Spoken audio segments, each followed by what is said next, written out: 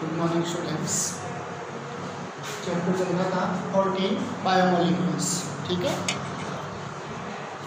Glucose के पक्ष में प्रमाण पढ़ रहे थे। ठीक है, लास्ट रिएक्शन देखी थी ग्लूकोज की टोलेनोपिकर्मक और पैलिविलियन के साथ। ठीक है, फिर बात करते हैं ग्लूकोज की क्रिया किसके साथ करवाई जाए, एसिटिक एनहाइड्राइड या एसिटिल क्लोराइड। ठीक है, कौन सा समूह दे चुका, ग्लूकोज की क्रिया किससे करवा रहे हैं, एसिटिक एनहाइड्राइड या एसिटिल क्लोराइड। ठीक है, एसिटिक एनहाइड्राइड से क्रिया करवाएं ग्लूकोज की या किससे करवा दें, एसिटिल क्लोराइड से। ठीक है, तो जब ग्लूकोज की क्रिया एसिटिक एनहाइड्राइड ठीक है या एसिटिल क्लोराइड से करवाई जाती है तो कौन सा समूह जुड़ता है, एसिटिल समूह। कौन सा समूह जुड़ेगा, एसिटिल समूह। इसलिए यह अभिक्रिया क्या कहला रही है, एसिटिलीकरण। ठीक है, तो ग्लूकोज को एसिटिक एनहाइड्राइड या एसिटिल क्लोराइड के साथ गर्म करने पर ठीक है पेंटा एसिटेट व्युत्पन्न का निर्माण होता है। ठीक है, पेंटा एसिटेट का निर्माण होना ठीक है किस बात को प्रूफ कर रहा है, किसको प्रूफ कर रहा है, किसमें हाइड्रोक्सी समूह कितने हैं, 5 हैं।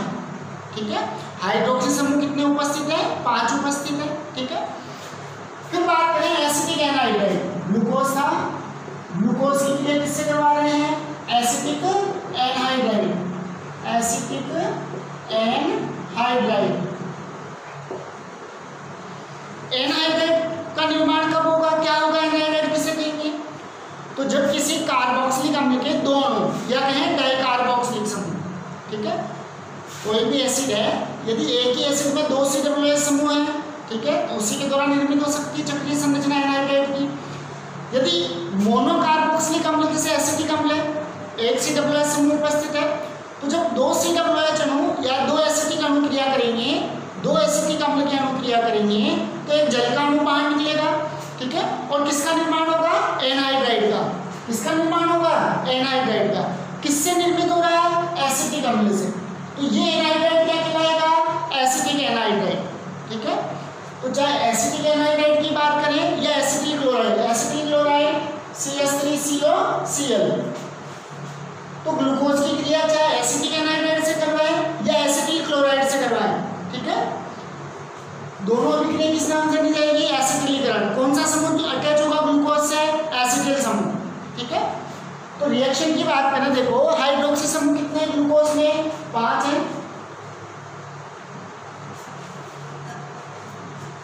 एसिटिक एनहाइड्राइड का संरचना सूत्र देखें तो CH3COOCO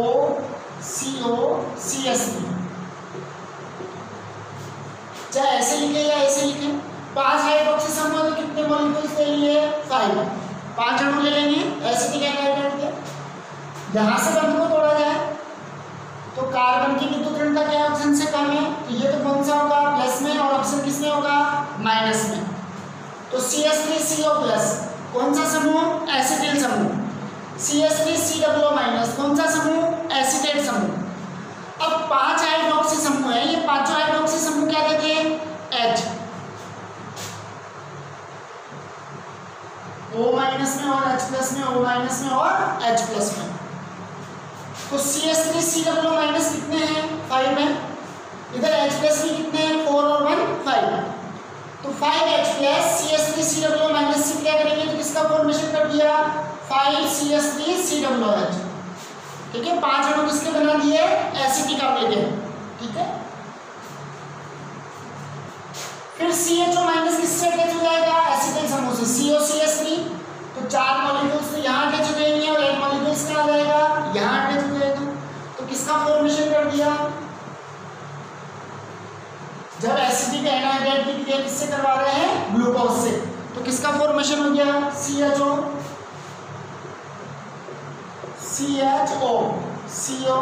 CH3 का होल 4 CH2O COCH3 प्लस साथ में 5 मॉलिक्यूल्स किसके रिलीज हो रहे हैं, CH3COOH। ठीक है, तो क्या बना दिया, ग्लूकोज पेंटा एसिटेट। क्या बना देगा, ग्लूकोज पेंटा एसिटेट। इसका फॉर्मेशन कर रहा है ग्लूकोज पेंटा एसिटेट। यानी एसिटिलीकरण किसको बता रहा है कि ग्लूकोज में कितने हाइड्रोक्सी समूह है, 5 OH समूह है, 5 हाइड्रोक्सी समूह है। फिर बात करें मैथिलीकरण की, नेक्स्ट रिएक्शन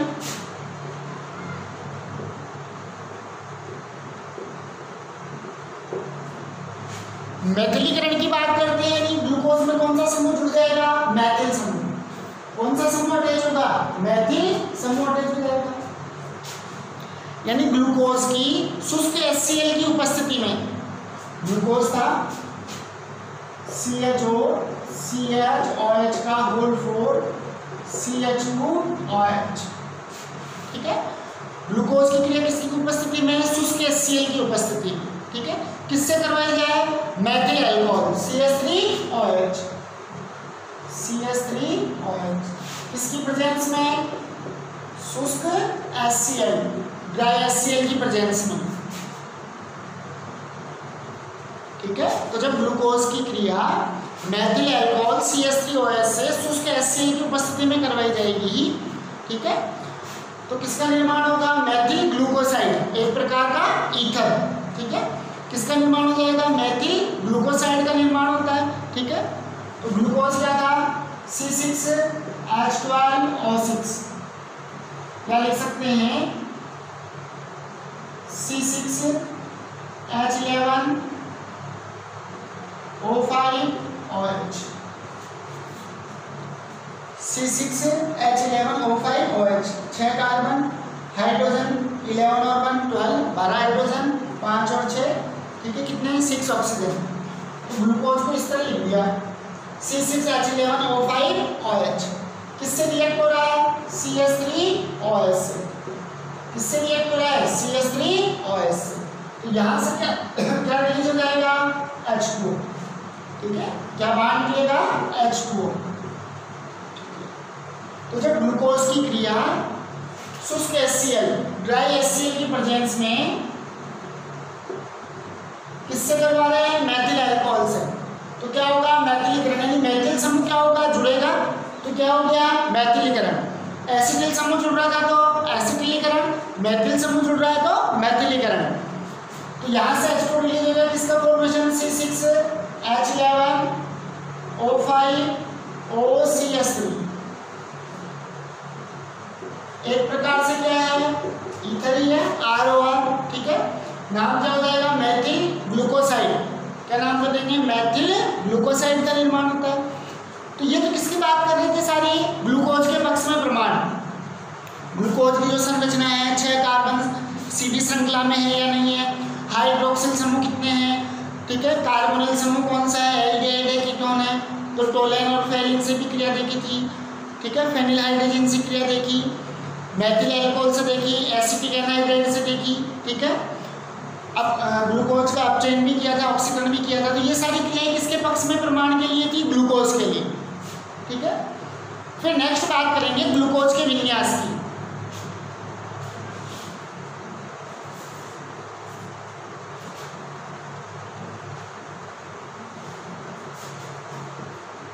बात करेंगे ग्लूकोज का विन्यास।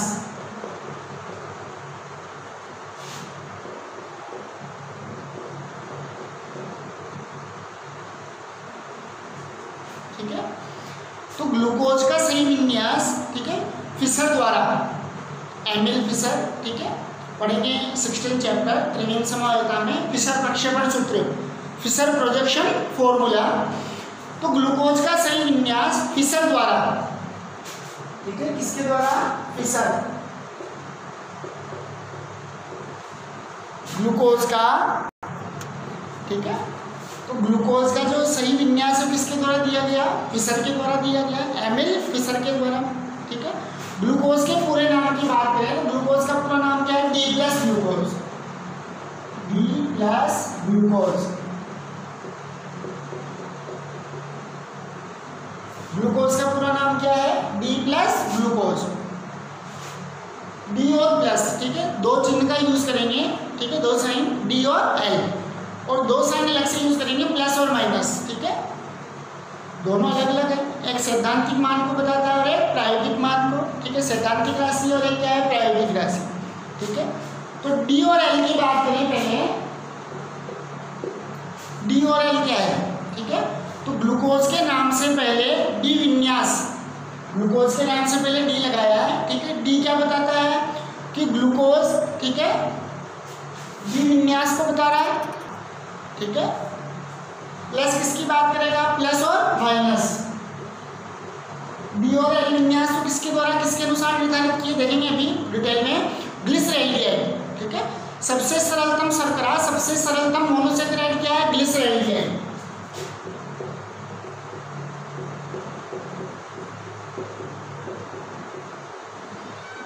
कितने कार्बन की शर्करा है, केवल 3 कार्बन की, ठीक है।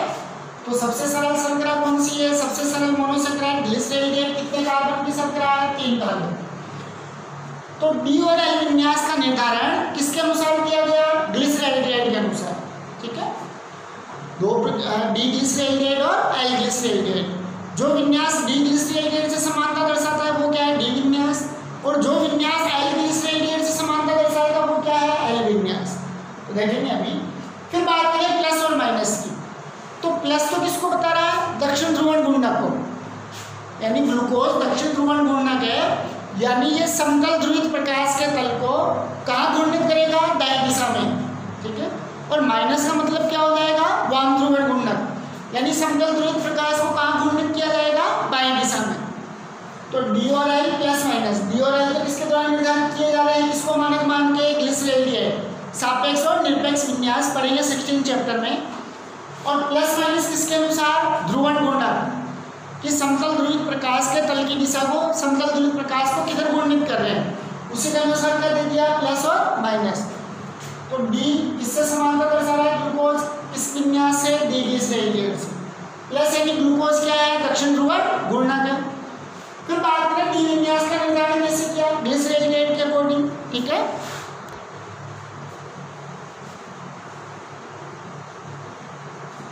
ग्लिसरैल्डिहाइड की बात करते हैं तो कितने कार्बन की शर्करा है, कितने कार्बन का मोनोसेकेराइड है, 3 कार्बन, ठीक है। ग्लिसरैल्डिहाइड के कितने प्रतिबिंब रूप, 2, डी ग्लिसरैल्डिहाइड और एल ग्लिसरैल्डिहाइड। ग्लिसरैल्डिहाइड के फॉर्मूले की बात करें, संरचना सूत्र की, तो CHO, CHOH, CH2OH।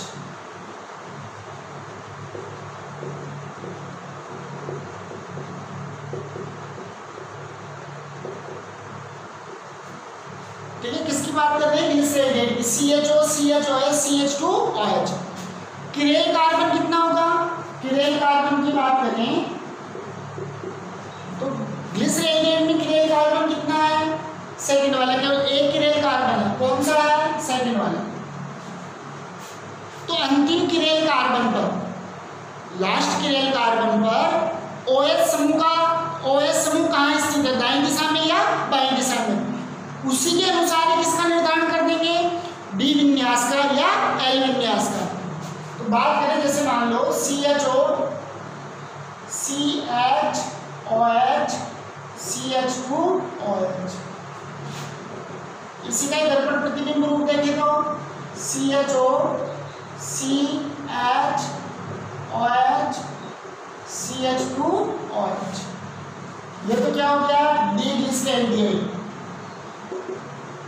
और ये क्या हो जाएगा, एल ग्लिसरैल्डिहाइड।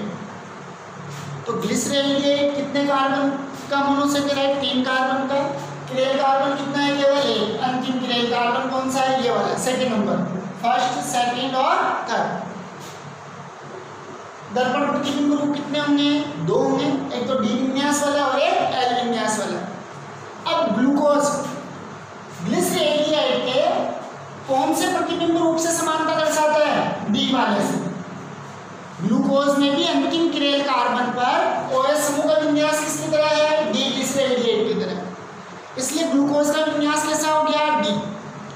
ग्लूकोज PPL समतल ध्रुवित प्रकाश के तल को कहाँ घूर्णित करता है, दाईं दिशा में, इसलिए क्या हो गया, दक्षिण ध्रुवण घूर्णक। इसलिए कौन से साइन का यूज किया, पॉजिटिव, प्लस, ठीक है। तो ग्लूकोज का पूरा नाम क्लियर है, डी प्लस ग्लूकोज। डी तो किसके कारण, डी ग्लिसरैल्डिहाइड से विन्यास में समानता दर्शा रहा है। प्लस किसके कारण, क्योंकि ग्लूकोज क्या है, दक्षिण ध्रुवण घूर्णक। फर्स्ट में बात भी की थी कि ग्लूकोज को डेक्सट्रोज भी कहते हैं। क्यों? क्योंकि ग्लूकोज क्या है?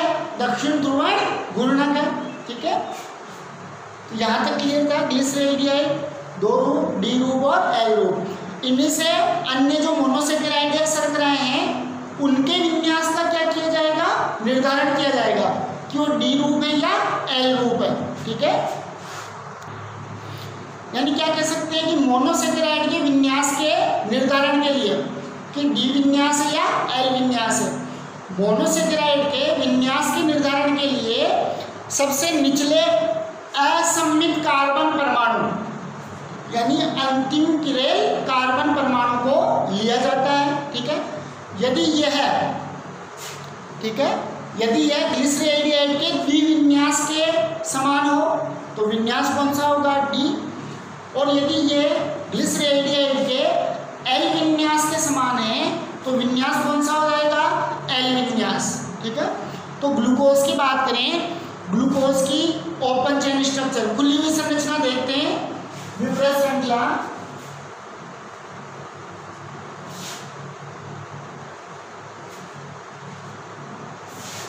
ग्लूकोज की बात करें, देखो CHO, CH, OH, COH, H, CH, OH, CH, OH, CH2OH। क्या नाम ले दिया?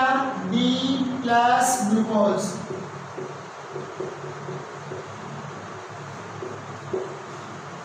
क्या नाम ले दिया ग्लूकोज का पूरा नाम? D plus glucose. D क्यों दिया? कितने कार्बन की श्रृंखला है? 6 कार्बन, 1 2 3 4 5 और 6, 6 कार्बन की चेन। लास्ट किरेल कार्बन कौन सा होगा? 6 नहीं हो सकता क्योंकि 2 वैलेंसी कौन कंप्लीट कर रहा है? हाइड्रोजन। फिफ्थ में देखें तो कार्बन की जो चारों वैलेंसी हैं, चारों संयोजकताएं हैं, अलग अलग समूहों या परमाणुओं के द्वारा क्या हो रही है? पूर्ण हो रही है। तो अंतिम किरेल कार्बन कौन सा होगा? फिफ्थ कार्बन, 5वां कार्बन। अब 5वें कार्बन का जो विन्यास है, 5वें कार्बन का जो विन्यास है वो किसके समान है? डी ग्लिसरेल्डिहाइड या एल ग्लिसरेल्डिहाइड? तो अंतिम किरेल कार्बन का जो विन्यास है वो किसके समान है? D glyceraldehyde. तो ग्लूकोज का विन्यास भी कौन सा हो गया? डी विन्यास हो गया। प्लस किसने लगाया? बता दिया क्योंकि ग्लूकोज क्या है? दक्षिण ध्रुवण घूर्णक, इसलिए ग्लूकोज को क्या कह दिया था? डेक्सट्रोज। ठीक है, तो ग्लूकोज का पूरा नाम डी प्लस ग्लूकोज। ग्लूकोज की खुली हुई श्रृंखला 6 कार्बन की है, CD श्रृंखला। अणुसूत्र को क्या था? C6H12 और 6। ठीक है, ओपन चेन स्ट्रक्चर देखिए, विब्रेस श्रृंखला, खुली हुई श्रृंखला ये।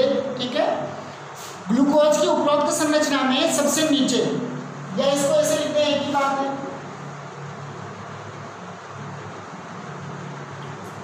दोनों में से जैसे इच्छा हो वैसे लिखें। ये तो CHO, H, OH, OH, H, H, OH, H, OH और ये CH2OH। ठीक है, फिर बात करें कि ग्लूकोज की उपरोक्त संरचना में सबसे नीचे वाला असममित कार्बन परमाणु का विन्यास डी ग्लिसरेल्डिहाइड के अनुरूप है, उसके समान है, इसलिए ग्लूकोज का विन्यास क्या हो गया? डी विन्यास वाला। ठीक है, फिर बात करें आगे नेक्स्ट। ठीक है, फिर बात करेंगे ग्लूकोज की एसिटिक एनाहाइड्राइड से क्रिया करवा रहे थे। ठीक है, तो किसका निर्माण हो रहा था? पेंटा एसिटेट ग्लूकोज का। लेकिन ये हाइड्रोक्सिलेमिन के साथ कोई क्रिया नहीं करता। ग्लूकोज के रूप की बात करें, प्रकार, तो ग्लूकोज अल्फा और बीटा, अल्फा और बीटा। ग्लूकोज अल्फा और बीटा दो क्रिस्टलीय रूपों में पाया जाता है। ठीक है, ग्लूकोज के सांद्र विलयन के 303 केल्विन ताप पर, ठीक है, ग्लूकोज का सांद्र विलयन का 303 केल्विन ताप पर क्रिस्टलीकरण किया जाए तो क्रिस्टलीकरण के दौरान कौन सा रूप प्राप्त होगा? अल्फा रूप। ठीक है, और यदि 371 केल्विन ताप पर क्रिस्टलीकरण होता है तो कौन सा रूप प्राप्त होगा? बीटा। तो ग्लूकोज के कितने क्रिस्टलीय रूप? 2, अल्फा और बीटा, अल्फा ग्लूकोज और बीटा ग्लूकोज। या पूरा नाम कहें तो अल्फा डी प्लस ग्लूकोज और बीटा डी प्लस ग्लूकोज। ठीक है, दोनों रूप अल्फा और बीटा वास्तव में कैसे हैं? अलग अलग हैं। ठीक है, टोलेन ने सुक्रोज की एक चक्रीय संरचना प्रस्तुत की थी, जो कि कौन सी संरचना है? हेमी-एसिटेल संरचना। कौन सी संरचना है? हेमी-एसिटेल। और कैसी है? चक्रीय है, साइडिक स्ट्रक्चर है। ठीक है, इस संरचना में एल्डिहाइड समूह देखते हैं, ये रहा ग्लूकोज, अल्फा और बीटा में किस प्रकार चेंजेज होगा?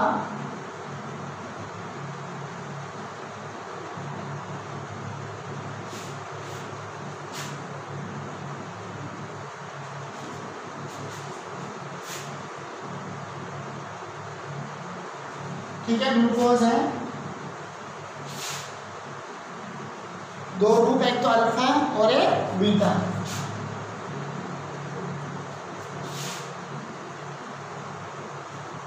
अल्फा और बीटा की बात करते हैं कि एल्डिहाइड समूह CHO कहाँ पर है? पहले कार्बन पर, C1 पर। ठीक है, तो एल्डिहाइड समूह पर उपस्थित एल्डिहाइड समूह, ठीक है, C5 लास्ट किरेल कार्बन कौन सा है? 5th carbon. तो एल्डिहाइड समूह अंतिम किरेल कार्बन पर उपस्थित OH समूह के साथ, किसके साथ? हाइड्रोक्सिल समूह के साथ किसका निर्माण करेगा? एक वलय का रिंग का निर्माण करता है। ठीक है, चक्रीय रूप ग्लूकोज की विवृत श्रृंखला। ठीक है, विवृत संरचना की क्या रहती है? साम्य में जो भी अल्फा और बीटा रूप देखेंगे ग्लूकोज के, वो दोनों ग्लूकोज की जो विवृत श्रृंखला संरचना है, खुली वलय संरचना है, खुली संरचना है, इसके क्या कहते हैं? साम्य अवस्था, यानी एक दूसरे में परिवर्तित हो सकते हैं। ठीक है, फिर बात करें CHO समूह OH समूह से कैसी क्रिया करना है, तो CHO समूह की स्ट्रक्चर को देखते हैं। CH डबल बॉन्ड O, किसकी स्ट्रक्चर की बात की? एल्डिहाइड समूह। पाई बंध को तोड़ दिया जाए, यानी क्या हो गया? CH single bond O, CH OH, COH H, CH OH, CH OH, CH2 OH। एक से निकलता किसकी लिखते हैं? कार्बन की। एक से निकलता किसकी लिखते हैं? ऑक्सीजन की। ठीक है, एक से निकलता किसकी लिखते हो? कि पाई बंध को तोड़ दिया तो कार्बन की। एक से निकलता किसकी लिखते हैं? ऑक्सीजन की। यहां से ये ऑक्सीजन हाइड्रोजन को अलग कर दें, ये हाइड्रोजन किससे जुड़ गया है? ऑक्सीजन से। अब इस ऑक्सीजन की भी एक से निकलता क्या है? लिखते हैं, और इस कार्बन की भी एक से निकलता क्या है? लिखते हैं। तो दोनों आपस में क्या हो जाए? जुड़ जाए। CHO समूह था, CHO समूह में पाई बंध क्या हो गया? टूट गया। 5वें कार्बन का OH, ठीक है, H अलग होकर कहाँ चला गया? एल्डिहाइड के ऑक्सीजन पे, तो OH का निर्माण हो गया। और 5वें कार्बन का जो ऑक्सीजन की संयुक्तता रिक्त थी वो किससे पूरी कर लेगा? कार्बन से। तो ये किसका निर्माण हो गया? चक्रीय संरचना का। नाम क्या हो जाएगा? Alpha D plus glucose. क्या नाम दे दिया? Alpha D plus glucose. वो सेम स्ट्रक्चर इधर होगी, केवल डिफरेंस क्या होगा? अंतर क्या आएगा कि जो फर्स्ट कार्बन है, first, second, third, fourth, fifth और सिक्स्थ, फर्स्ट कार्बन पे जो H और OH, जो OH का विन्यास है वो क्या हो जाएगा? परिवर्तित हो जाएगा। तो क्या हो जाएगा? बीटा में H इधर और OH इधर, बाकी सब सेम रहेंगे, सारा विन्यास सेम रहेगा। OH H H OH H CH2 OH। क्या नाम दे देंगे? Beta D plus glucose. क्या नाम दे दिया? Beta D plus glucose. अंतर किसमें है? केवल पहले वाले carbon, first, second, third, fourth, fifth और सिक्स्थ, सारी चीजें सेम है। अंतर किसमें है? केवल पहले कार्बन के विन्यास में। अल्फा ग्लूकोज और बीटा ग्लूकोज दोनों के कौन से कार्बन में विन्यास में अंतर है? C1 में। कौन से कार्बन में विन्यास में अंतर है? केवल C1 में। यहाँ OH इधर की तरफ है और इसमें OH इधर की तरफ है, यानी अल्फा और बीटा में केवल एक कार्बन में विन्यास कैसा है? भिन्न है। तो इस कार्बन को क्या कह दिया? C1 को एनोमली कार्बन। एनोमली कार्बन क्या नाम दे दिया? Anomaly carbon. और एक नंबर में क्वेश्चन भी पूछा हुआ है एनोमली कार्बन क्या है? तो ग्लूकोज के अल्फा और बीटा रूप में केवल C1 कार्बन पर विन्यास भिन्न होता है, तो इस कार्बन को क्या नाम दे दिया? Anomaly carbon. और अल्फा बीटा रूप को क्या नाम दे दिया? एनोमर। दोनों एक दूसरे के समावेशी है, क्या नाम दे दिया? एनोमर। ठीक है, तो ग्लूकोज की NaCl संरचना में कितने रूप देखे? ग्लूकोज के 2, अल्फा और बीटा। अल्फा और बीटा में किसमें भिन्नता है विन्यास में? C1 कार्बन में। ठीक है, ठीक है। अब पाइरेन से समानता होने के कारण, किससे समानता की बात कर रहे हैं? पाइरेन। तो ग्लूकोज की बात करें तो इस चक्रीय संरचना में कितने सदस्य हैं? 6 सदस्य, जिसमें 5 तो क्या है? कार्बन और एक क्या है? ऑक्सीजन। 1 2 3 4 5 5 तो क्या है? कार्बन, एक क्या है? ऑक्सीजन। तो कितने सदस्य की वजह है? 6 सदस्य की। किससे समानता दर्शा रही है? पाइरेन से। ठीक है, तो पाइरेन से समानता होने के कारण ग्लूकोज 6 सदस्यीय वलय संरचना को क्या नाम दे दिया? पाइरेनोज संरचना। पाइरेन से समानता है, कार्बोहाइड्रेट क्या है जो ऐड कर दिया? ओस, तो क्या नाम दे दिया? पाइरेनोज संरचना। ग्लूकोज की है तो क्या कहेंगे? ग्लूकोपाइरेनोज संरचना। अल्फा डी प्लस ग्लूकोपाइरेनोज संरचना देखेंगे आवर्त स्ट्रक्चर, और इसको क्या नाम देंगे? उसमें आवर्त स्ट्रक्चर में बीटा डी प्लस ग्लूकोपाइरेनोज संरचना। तो अल्फा और बीटा की इनकी बात कर रहे हैं, तो दोनों हेमिस्फेरिकल संरचनाओं में कितने सदस्य की वलय है? 6 सदस्य, 5 कार्बन और एक क्या है? ऑक्सीजन। ये वलय किसके समान है? पाइरेन के समान। ठीक है, यहाँ से हावर्थ ने ग्लूकोज की अल्फा और बीटा की दोनों की अलग अलग संरचनाएं दी, जिनको क्या नाम दे दिया? Haworth structure. कौन से वैज्ञानिक ने दी थी? हावर्थ ने, इसलिए क्या नाम दे दिया उनको? हावर्थ संरचनाएं। ठीक है, देखेंगे नेक्स्ट क्लास में।